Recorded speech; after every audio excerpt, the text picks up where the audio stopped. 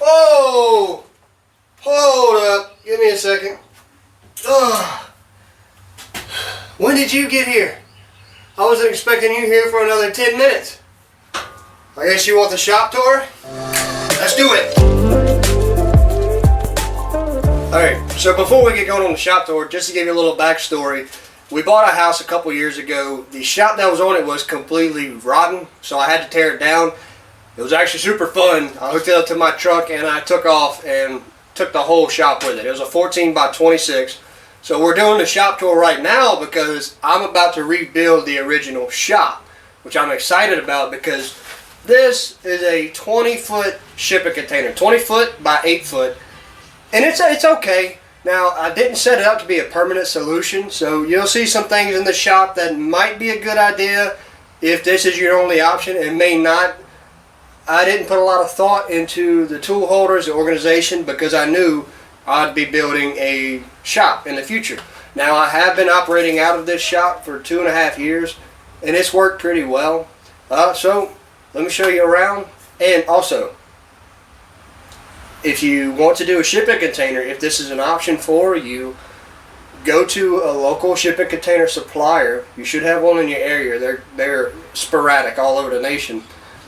Buy you one that is not weatherproof yet. Buy you one that they haven't touched yet. I bought this entire container for $1,500 cash. $1,500. I had a place to start building a shop and being able to work inside and start getting into woodworking. So keep that thought in your mind if you're going to go the shipping container route. If you buy it before they work on it, you could buy it for cheaper. This same container was $4,500 if they put a weatherproof guarantee on it. Miter saw station, joiner. I don't use the miter saw that much. I just bought it about a month and a half ago. I had a miter saw before, and the last miter saw I had was 1/10 of a degree off, and it almost cost me a ton of money on some joinery that I was doing. I was doing hand cut joinery, and because of that, I got rid of the miter saw. It's good for doing typical home things, but not when you wanted to get into fine woodworking.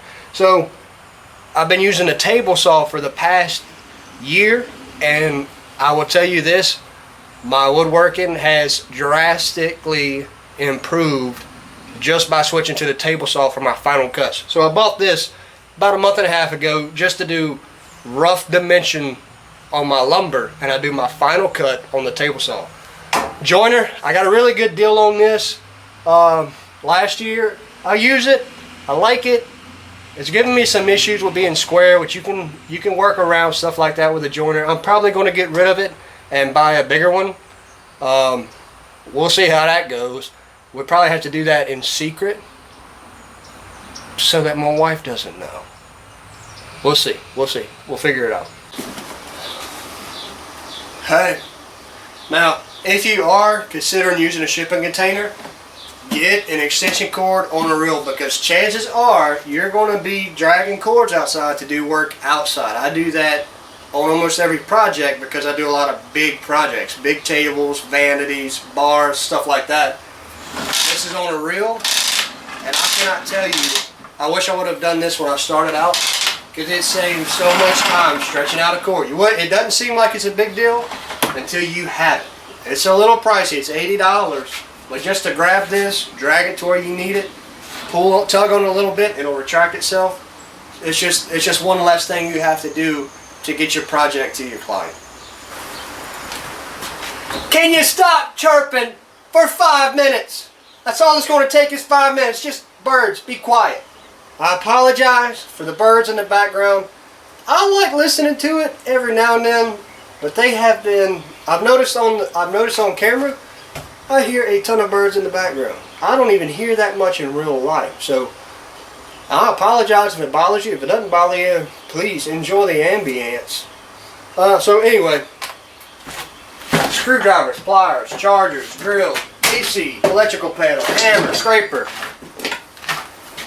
Very good scraper. Floor scraper at Home Depot. I highly recommend it if you're doing glue ups. I'll take this thing after the glue up squeeze out is somewhat dry, and it just scrapes the glue right off. Very good tool. And it's only $8, $10, something like that. The little replacement blades. Replacement blades are very cheap. I didn't put much thought into the screwdriver holder. It's a board with holes in it that are big enough for the screwdrivers to fall down into, and nut drivers. Little plier holder. Again, not much thought. Charging station. The little tornado things you get from Home Depot. Threw those up real quick because I needed to just get this operational. I didn't spend a lot of time, and you're probably going to get tired of hearing it. I didn't spend a lot of time designing tool holders. Now, the AC we installed just in time because it's getting hot. It's getting very hot. It's not running right now because I have the doors open, and I'm not going to run it a lot because the door on the left side is racked and it won't close all the way unless you get a clamp it down at the top and then close it. And I don't do that very often. If I see rain coming in the forecast, I'll come close it all the way, but it's typically just cracked open at the top, so I'm not going to run the AC and waste that energy. But anyway, simple little tool wall, nothing much to it. Let's keep going. Let's get to the interesting stuff. Look at the beef.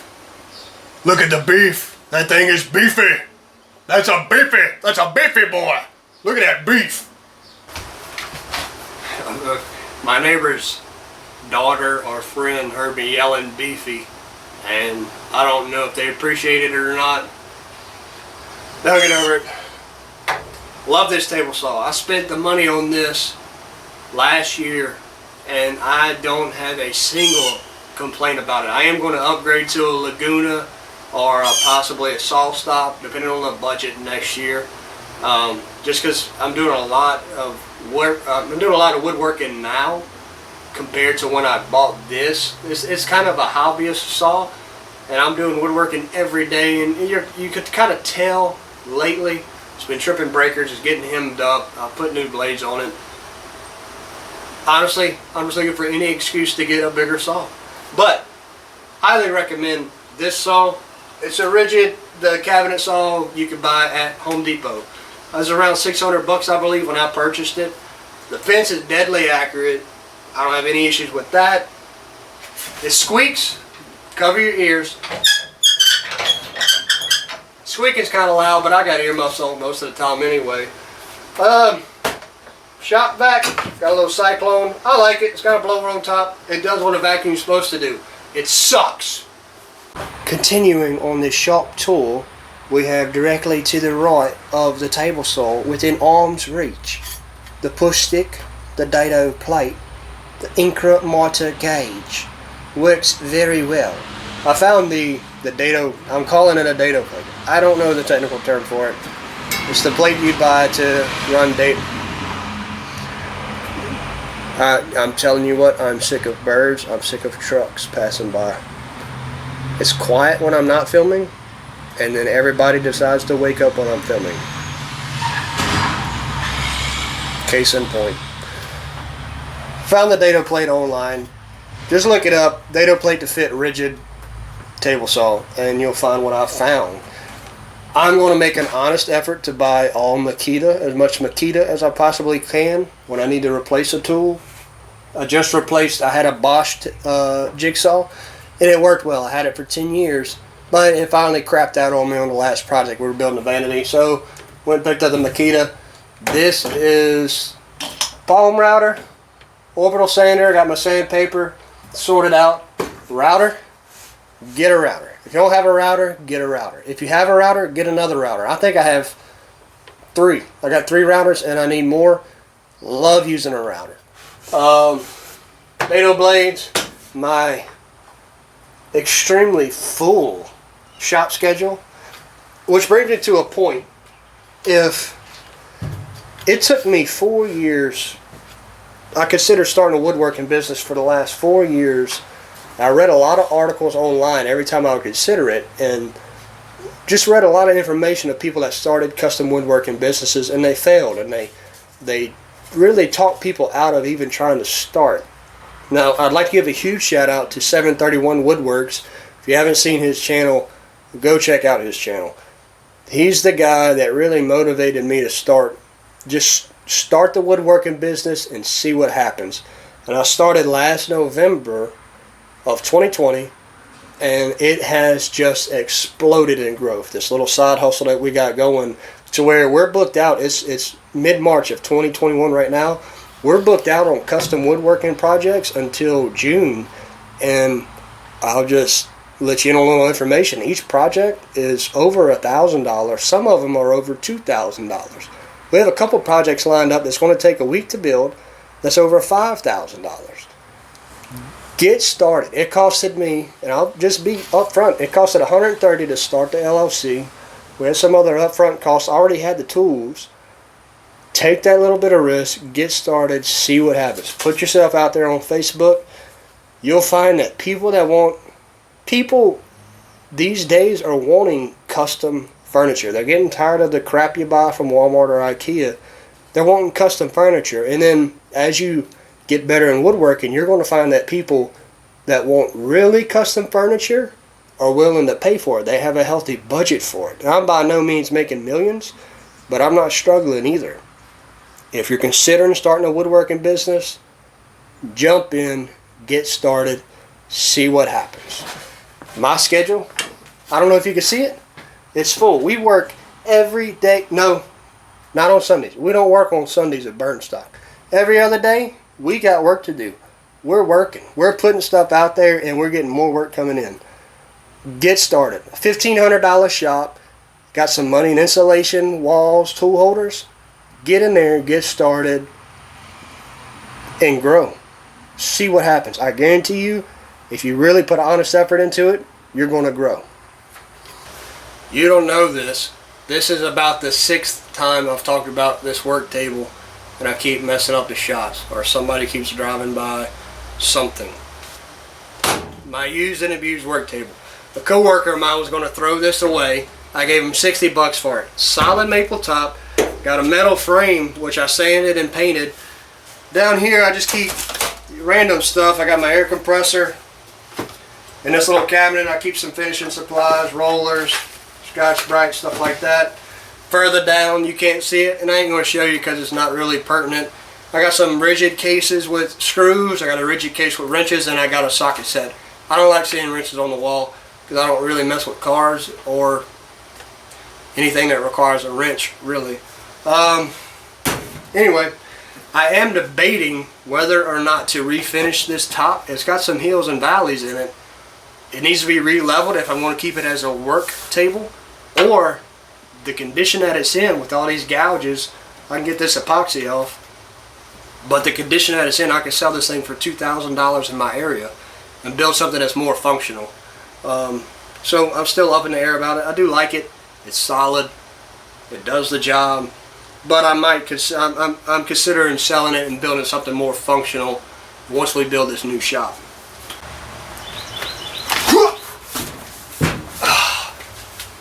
The cabinet, right above my work table. Who knew it would be super useful to have it right above my work table where I could grab my drill bit. I can grab my files, which I don't use often. Pretty much anything that I keep in hand's reach for any project, I have up here. Your countersink bits, glue bot, this dowel jig. Now, I did a lot of research before I bought a dowel and jig. This one is made by Task, and it goes 6 inches. You can go on a 6-inch thick piece of timber, throw some dowels in it. That's why I got it. It's self-centering. As you turn it, both plates move outward or inward at the same exact measurement. So, super useful. See, I glue my other router.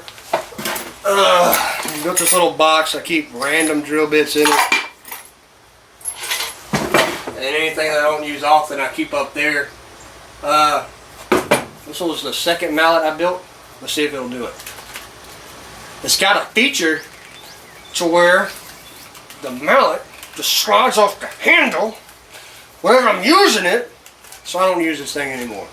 And I left it outside on my joiner, and it rained and it turned my cherry wood black. But it was a fun project to do. This was not intentional. I just broke my mallet. Which brings me to an idea for our next video. I'm going to show you how to repair a broken mallet.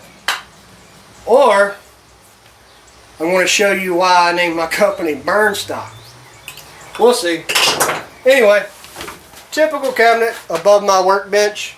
Let's move you over. I'll show you the hand tool. With my broken mallet handle, I'm going to point out the different tools. Stanley Bailey chisels, they're pretty good. Japanese pool saws, got a square. I got some other squares that somebody took off with. Wonder who that could be. I bought this last year and it works pretty well. I'm going to probably have to wind up making a new handle for this one as well, because this top, the hammer part, has flown off multiple times and just completely smashed some stuff. And I've tried driving. This is the handle that this hammer came with. It's a Japanese style mallet, in case some of you don't know. It's got a little iron nail that goes down the handle to separate the wood and expand it to where it fills the gap. But it's just not sufficient, I guess. So I'm going to build a new handle for this.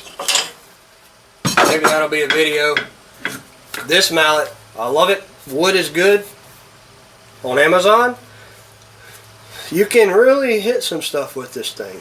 And not only hit it, but hit it hard, and it won't dent. Now, I mean, if you keep smashing away on something, it's going to dent your wood, obviously. But you could hit your piece every now and again, and it won't tear up your wood. I like it. I use it on every project. Coping saw, little marking gauge, very useful. Like I said, I've done hand tools before. I can do it. I've built multiple pieces using just hand tools. It's fun to do if you got the time and the patience. But I really don't use the chisels a lot anymore. I use this Japanese pool saw on almost every project. That's the dovetail, Japanese dovetail saw. I use it every now and again, but I typically go to this one if I got to use a hand saw. Siko, sing them the song of our people.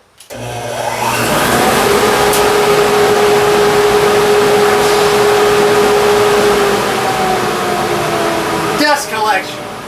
In case you didn't know, this is overkill for this shop. But I knew I was going to be buying or building a bigger shop. I got a super good deal on this. I bought this thing for 300 bucks and not a single issue with it. I only have it running to my table saw right now. When I show you my planer, I don't have any dust collection on the planer because it's an old one. But I haven't had a problem with it. You can see my wood storage is getting out of control. We got super busy lately and I haven't had time to do anything with the cutoffs. And honestly, I don't know what I'm going to do with it. This shop that we're in right now is actually going to be used for wood storage. So I won't have any wood cutoffs in my other shop or slabs that I'm not using, stuff like that. This whole shop is going to be nothing but wood storage. And I am super excited about that. Up there I have my nail guns. I built these very simple to build. Get you a little piece of wood that fits through your handle. That's for your nail gun. Super easy. And just turn it up. I got some, I guess, here, let me show you. I'll show you. Showed you the rigid nail guns. These are grinders. Just built a little holder with a lip on the back side. They slide right into. Same technique as the nail guns that we do with the staple gun. We got our face shield. This wood storage is just, it's taking up too much space. Taking up too much space. Clamp wall. Where I wall my clamps. Directly below is the trash can. This little box I keep my trash bags. I get the black contractor bags. This little box here, I keep my rags. I use microfiber rags. It's a box. You can get a box at Home Depot for $5. It does a phenomenal job on most finishes if you get a good box of rags. Stains, paints, screws, homemade router sled. Let's just keep going this way. This is all boring. Let's keep going this way. Before we keep going, I want to give you a shop tip. I used plywood on all my plywood. I used plywood on all my walls, and that's so I could just screw directly into the walls with my tool holder and stuff like that. However, I have been doing some rearranging, and what you'll have when you rearrange, screw holes in your wall. Simple fix. Get you some DAP premium wood filler, and you just sling it. If you don't hit, there you go. You don't even see the screw holes anymore. And it's stainable. I try to keep this walkway clear. This is the table saw and the wall. Now, just for your reference, with this rigid saw and the difference in width that I'll also do in the insulation and the walls, which was only about 1.5 inches thickness, I can cut up to 48 inches and still have 1 inch to spare against this wall when I'm making cross cuts. But anyway, it helps in a small space keep this clear. This apron, my wife bought it for me for last Christmas, and it is super useful.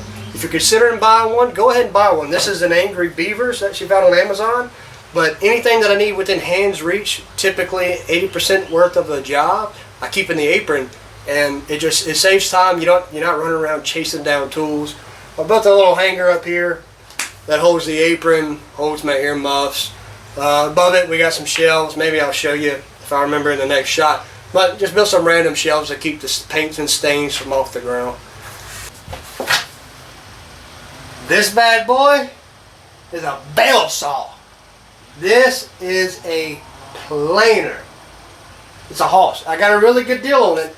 And I bought the planer, the joiner, the dust collector, and that DeWalt router, all from the same person. It's a good friend of mine that passed away. Their family was getting rid of his tools, so I didn't hesitate to jump on it. I knew he took care of his equipment, and it has served me very well. I don't think I'll ever get rid of this. I can run some wood through this thing, and it doesn't slow down at all. It does run on a 220. I wired the 220 myself, both the dust collector and the planer. And if you're intimidated by it, hire an electrician. Or if you're like me, you have a very good neighbor who is also a certified electrician, and he'll show you how to do it. So we got it wired up. It wasn't that hard. Underneath it, I keep some vacuum hoses. Behind it, I keep some templates. And I honestly, I think we made it through the whole shot. And I don't hear any birds chirping, so I think we're going to do a walkthrough.